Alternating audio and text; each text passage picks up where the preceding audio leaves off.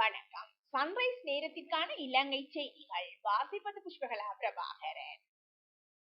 கடவுச்சீட்டுக்காக காத்திருக்கும் வெளிநாட்டவர்கள். புதிய வெளிநாட்டு கடவுச்சீட்டு தேவைப்படும் 26,000க்கும் அதிகமான வெளிநாட்டவர்கள் விண்ணப்பங்களை சமர்ப்பித்துள்ளதாக வெளிவிவகார மற்றும் வெளிநாட்டு வேலைவாய்ப்பு பிரதி அமைச்சர் அருண் குமாரசுந்தரன் தெரிவித்துள்ளார். குறித்த விண்ணப்பங்கள் வெளிநாடுகளில் உள்ள இலங்கை தூதரகங்கள் மற்றும் உயர் ஸ்தானிகர்களினால் பெறப்பட்டுள்ளதாகவும் ஏறத்தாழ 2 வருடங்களாக அவை நிலுவையில் உள்ளதாகவும் குறிப்பிடப்பட்டுள்ளது. நாடு கடத்தப்பட்ட 15 இந்தியர்கள். இலங்கையின் குடிவரவு மற்றும் குடியகழ்வு திணை விதிமுறைகளை மீறி சுற்றுலா விசாக்களின் கீழ் நாட்டுக்கு வருகை தந்துள்ள 15 இந்தியர்கள் நாடு கடத்தப்பட்டுள்ளனர். குறித்த அனைவரும் கட்டுநாயக்க விமான நிலையத்தில் இலவசமாக வழங்கப்பட்ட சுற்றுலா விசாக்களின் கீழ் நாட்டிற்கு வருகை தந்துள்ளனர் எனவும் ஜாலில் மத பிரச்சார பணியிலும் தளபாடங்களில் சிற்ப வேலைப்பாடு செய்யும் பணியிலும் ஈடுபட்டு வந்துள்ளனர் எனவும் தெரிய வந்துள்ளது. தபால் தொழிற்சங்கங்கள் எதிர்ப்பு 18ஆம் திகதி பணி புறக்கணிப்பில் ஈடுபட உள்ளன. தபால் திணைக்களத்தின் நீண்டகால பிரச்சனைகளுக்கு அதிகாரிகள் தீர்வு காண தவறியதை அடுத்து அனைத்து தபால் தொழிற்சங்கங்களும் வேலை நிறுத்தத்தில் ஈடுபட தீர்மானித்துள்ளதாக தெரிவித்துள்ளது. அமெரிக்க இலங்கை வருகை. உலக புகழ்பெற்ற அமெரிக்க இசைக்கலைஞர் அலோப்லக் 3 நாள் விஜயம் மேற்கொண்டு இலங்கைக்கு வருகை தந்துள்ளார்.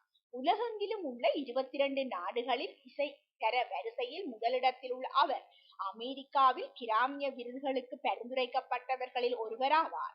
அமெரிக்க இசைக்கலைஞரும் தொழில் முனைவோருமான அலோப்லக் இலங்கையில் சுகாதாரத்துறையில் முதலீட்டு திட்டங்களை ஆரம்பிப்பது தொடர்பில் கலந்துரையாடுவதற்காகவே நாட்டுக்கு வருகை தந்துள்ளதாக தெரிவிக்கப்பட்டுள்ளது. புதிய கல்வி மறுசீரமைப்பு.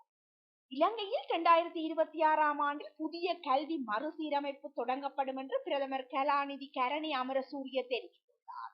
இதற்கான தயாரிப்பு செயல்முறை 2025 நடைபெறும் என்று பிரதமர் கரணி அமரசூரிய கூறியுள்ளார். கல்வி, உயர்கல்வி மற்றும் தொழிற்கல்வி தொடர்பான அமைச்சர் ஆலோசனை குழு சமீபத்தில் நாடாளுமன்றத்தில் கூடிய போது பிரதமர் இக்கருத்தினை வெளியிட்டுள்ளார்.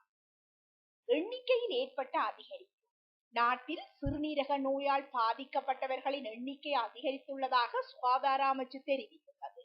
அதன்படி நாட்டில் 2.2 மில்லியன் மக்கள் சிறுநீரக நோயால் பாதிக்கப்பட்டுள்ளனர். நீரிழிவு நோய் காரணமாக சிறுநீரக நோயால் பாதிக்கப்பட்டவர்கள் எண்ணிக்கையிலும் அதிகரிப்பு ஏற்பட்டுள்ளதாகவும் தெரிய வந்துள்ளது. நீச்சல் தடாகத்தை விடுக்க கோரிக்கை. முல்லைத்தீவு மாவட்டம் புதுக்குடியிருப்பு இரணைப்பாலை பகுதியில் தமிழீழ விடுதலை புலிகளால் பயன்படுத்தப்பட்ட நீச்சல் தடாகம் தற்போது இராணுவத்தினர் வசம் உள்ளது.